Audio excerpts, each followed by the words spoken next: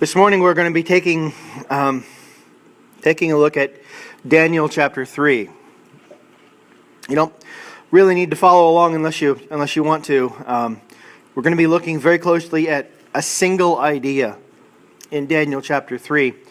But to understand the idea, I think we need the whole chapter, just sort of context. So Daniel chapter 3, beginning at verse 1. King Nebuchadnezzar made an image of gold, whose height was 60 cubits and its breadth was 6 cubits. He set it up on the plain of Dura in the province of Babylon. Then King Nebuchadnezzar sent to gather the satraps, the prefects, the governors, the counselors, the treasurers, the justices, the magistrates, and all the officials of the provinces to come to the dedication of the image that King Nebuchadnezzar had set up. Then the satraps, the prefects, the governors, the counselors, the treasurers, the justices, the magistrates, and all the officials of the provinces gathered for the dedication of the image that King Nebuchadnezzar had set up. And they stood before the image that King Nebuchadnezzar had set up. And the herald proclaimed aloud, "You are commanded, O peoples, nations, and languages, that when you hear the sound of the horn, the pipe, the lyre, the trigon, the harp, the bagpipe, and every kind of music, you are to fall down and worship the golden image that King Nebuchadnezzar has set up. And whoever does not fall down and worship shall immediately be cast into a burning fiery furnace. Therefore, as soon as all the peoples heard the sound of the horn, the pipe, the lyre, the trigon, the harp, the bagpipe, and every kind of music, all the peoples, nations, and languages fell down and worshipped the golden image that King Nebuchadnezzar had set up. Therefore, at the time, certain Chaldeans came forward and maliciously accused the Jews. They declared to King Nebuchadnezzar, "O king, live forever. You, O king, have made a decree that every man who hears the sound of the horn, the pipe, the lyre, the trigon, the harp, the bagpipe, and every kind of music should fall down and worship the golden image. And whoever does not fall down and worship should be cast into a burning fiery furnace. There are certain Jews whom you have appointed over the affairs of the province of Babylon, Shadrach, Meshach, and Abednego. These men, O king, pay no attention to you. They do not serve your gods or worship the golden image that you have set up." Then King Nebuchadnezzar, in a furious rage, commanded that Shadrach, Meshach, and Abednego be brought. So they brought these men before the king.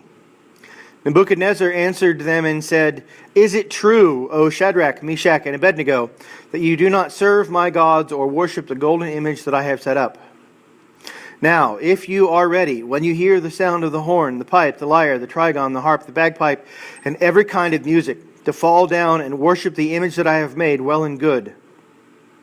But if you do not worship, you shall immediately be cast into a burning fiery furnace.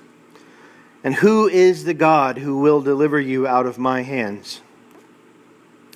Shadrach, Meshach, and Abednego answered the king, "O Nebuchadnezzar, we have no need to answer you in this matter. If this be so, our God, whom we serve, is able to deliver us from the burning fiery furnace.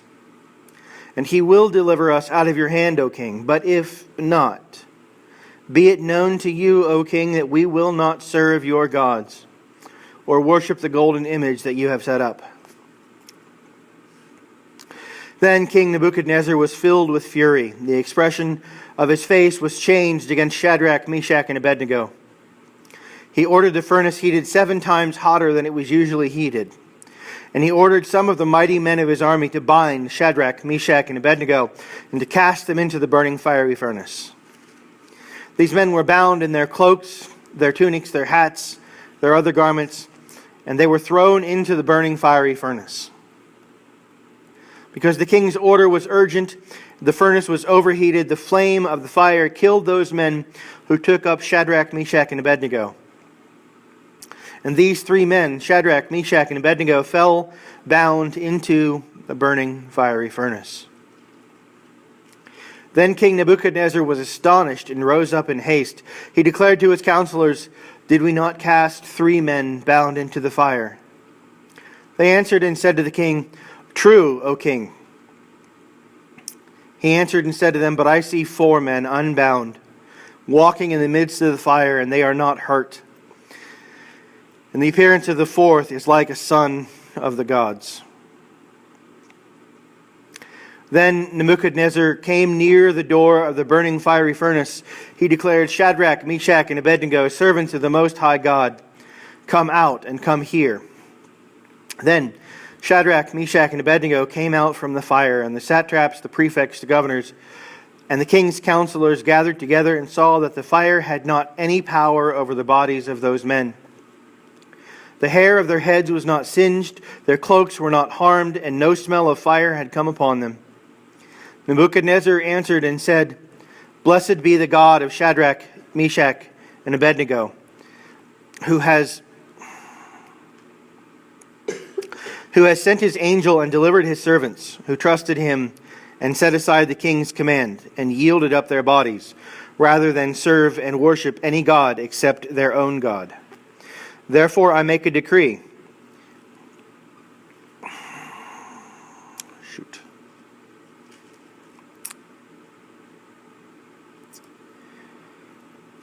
Sorry.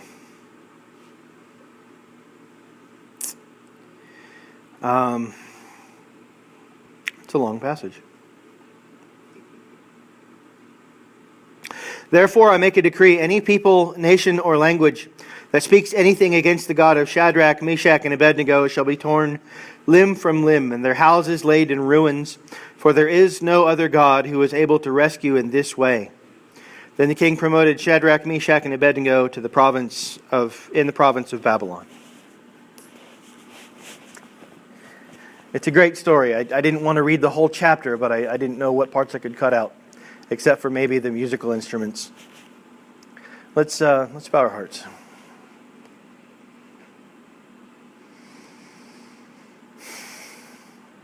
Father, in these next few moments, may the words of my mouth and the meditations of my heart be acceptable unto you, O God, my rock and my redeemer. Amen.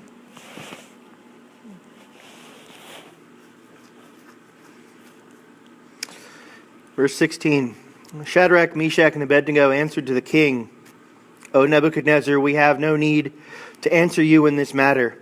If this be so, our God whom we serve is able to deliver us from the burning fiery furnace. And he will deliver us out of your hand, O king. But if not, if he doesn't, if our God lets us be thrown into the furnace and we suffer and die there, but if not, be it known to you, O king, that we will not serve your gods or worship the golden image that you have set up. Job chapter 13, verse 15, though he slay me, I will hope in him. 2 Corinthians chapter 12, beginning at verse 7.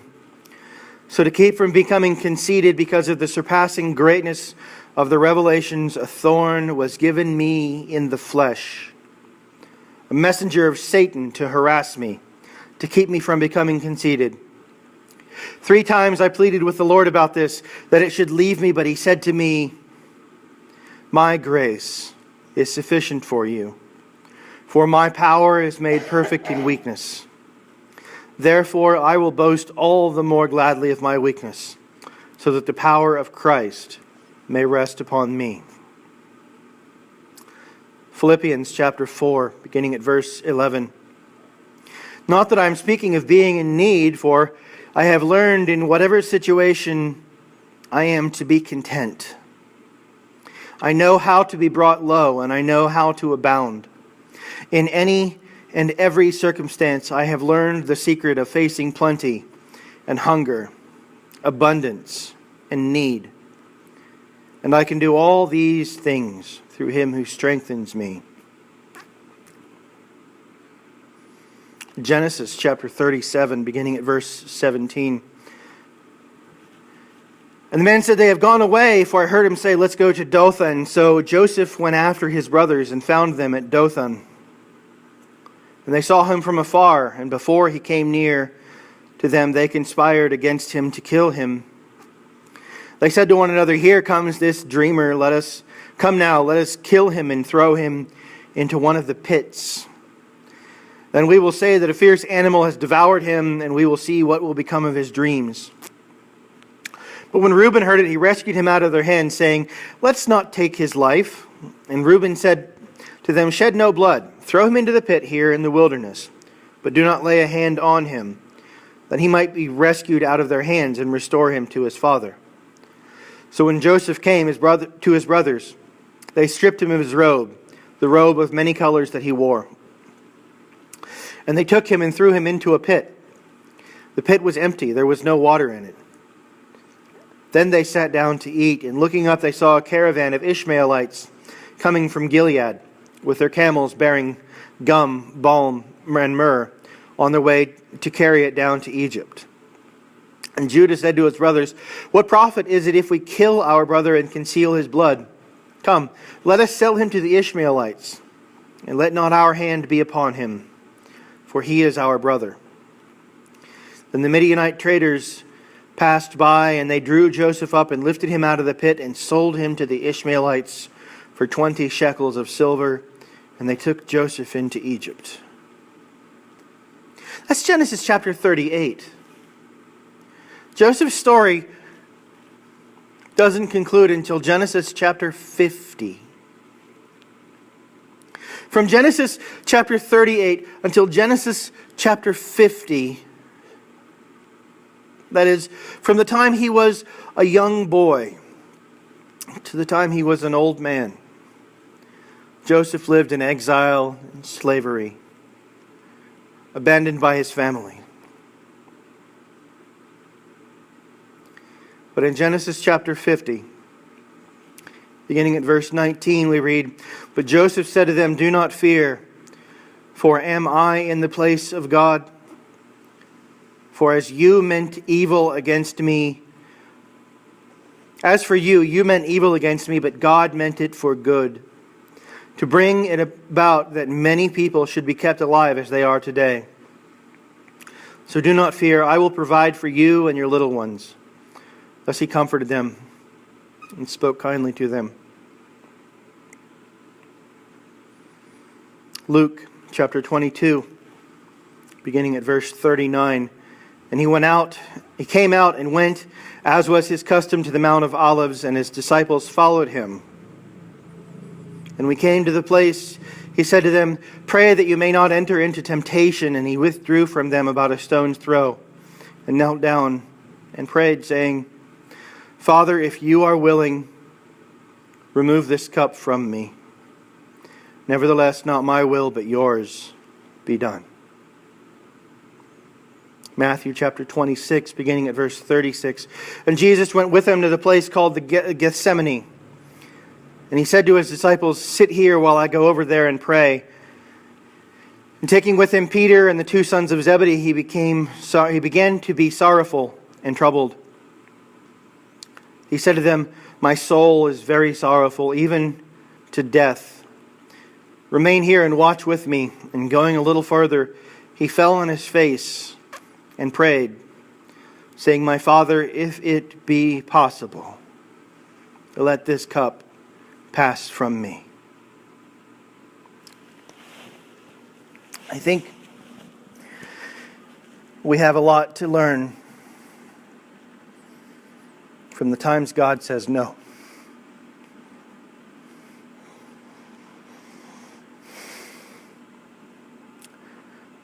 I think we have a very small perspective on the world. That we see what affects us, and we see maybe what affects those around us, but God sees the whole thing.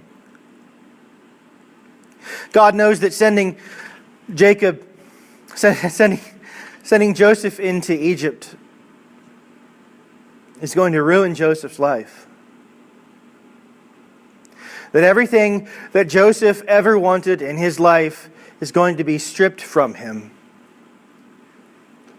He's going to miss out on his father's company, and he's going to miss out on the fellowship of his brothers, and he's going to miss out on home.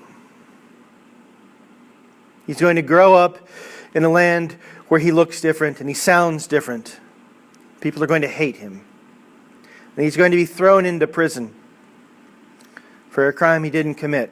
And God knows all of this. God is well aware. And I can just imagine. Down in that pit, listening to his brothers cook a meal. I can just imagine Joseph reaching out to God and saying, Lord, you are able to deliver me. If you want me delivered from this pit, you can deliver me. You can reach down and pull me out of this pit. You can change my brothers' hearts. You can fix everything if you want to.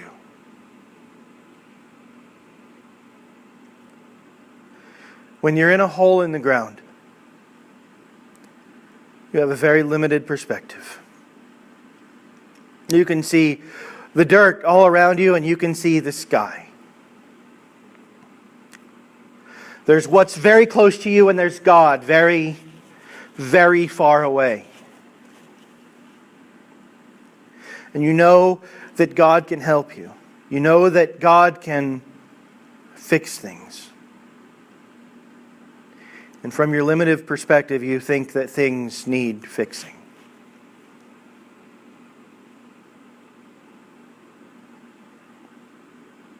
Even Christ, on the night in which he was betrayed, went to his Father and he said, Lord, I don't want to do this.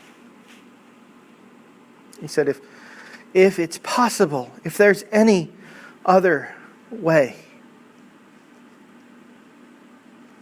let this cup pass from me.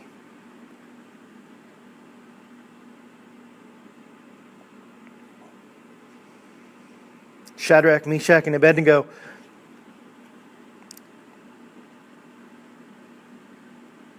our God is able to deliver us, but even if he doesn't, we will not bow down to your idols. Job, even if he should slay me, yet will I trust in him.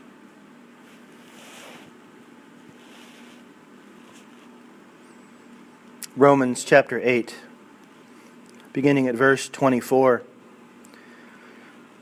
For in this hope we were saved. Now hope that is seen is not hope, for who hopes what he has seen? But if we hope for what we do not see, we wait for it with patience. Likewise, the Spirit helps us in our weakness.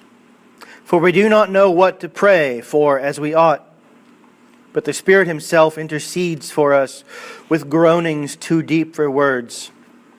And he who searches hearts knows what is the mind of the Spirit, because the Spirit intercedes for the saints according to the will of God.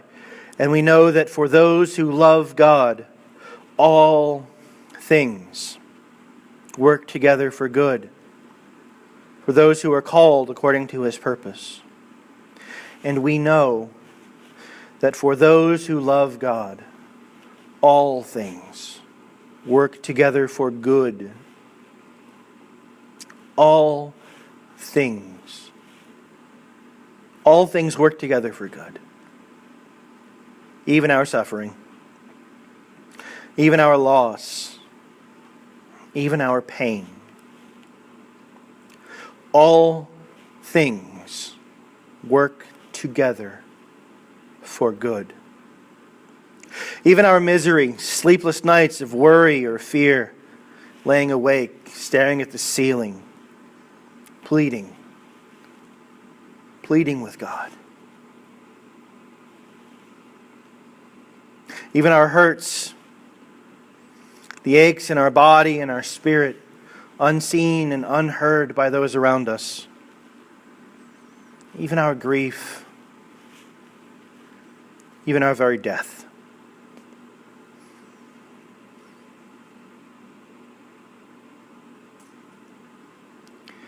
When you're in a pit, it's hard to see anything but the dirt around you and the sky above you. But we know that all things work together for good. John chapter 16, beginning at verse 29, and his disciples said, "Now you are speaking plainly and not using figurative speech. Now we know that you know all things and do not need anyone to question you. This is why we believe that you came from God." Jesus answered them, "Do you now believe? The hour is coming, indeed, it has come, when you will be scattered, each to his own home, and will leave me alone. Yet I am not alone, for the Father is with me. I have said these things to you that you may have peace. In the world you will have tribulation, but take heart. For I have overcome the world."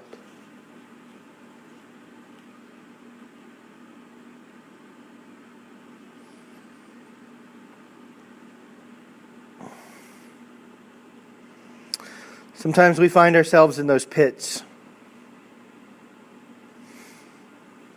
And we can't see the world around us. We can't see the future. We can't have any hope for anything. Those who should care about us are cooking dinner and laughing. And we call out to God, and no legions of angels are dispatched.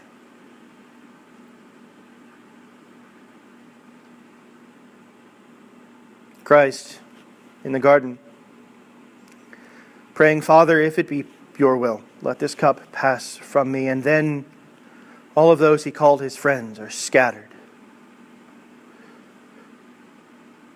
They flee in terror for their own safety while he is taken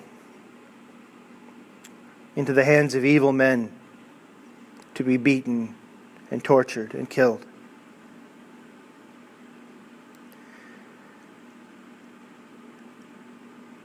Sometimes when you're in the pit, all you can see is the dirt and the sky.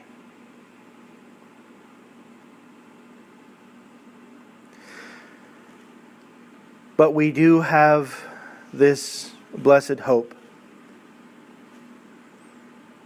that all things work together for good.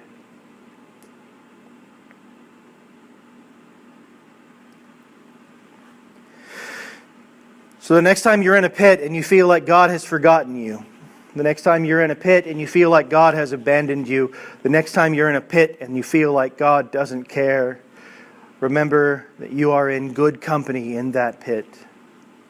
That Christ and Joseph and Job and Shadrach and Meshach and Abednego are there with you.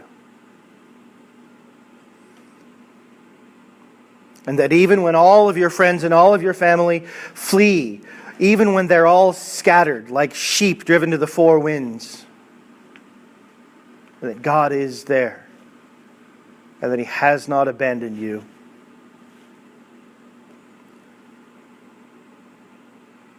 Lo, I am with you always, even to the very end of the age. Amen.